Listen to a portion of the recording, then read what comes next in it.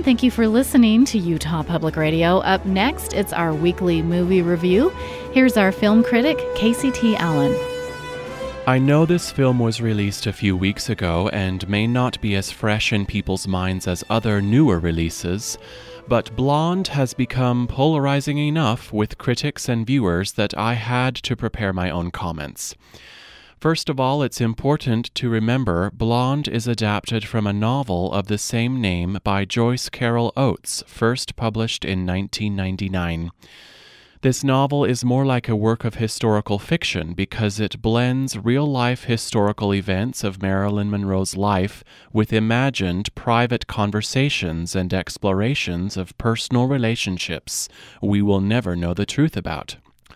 In this mixture of fact and fantasy, Blonde is reminiscent of last year's historical fiction film Spencer, and even the 2018 film The Favorite.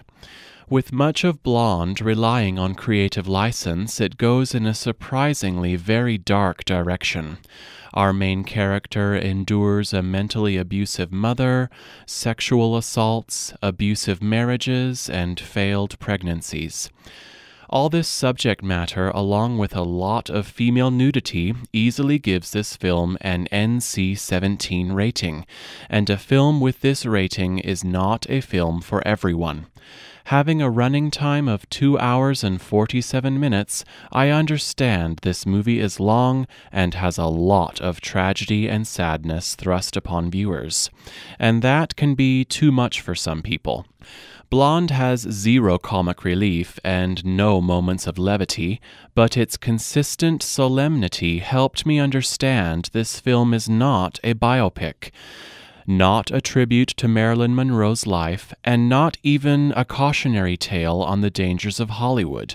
In fact, Blonde is a horror film that gives an unflinching, plaintive look at the terrors of the male gaze and the traditions of objectifying women.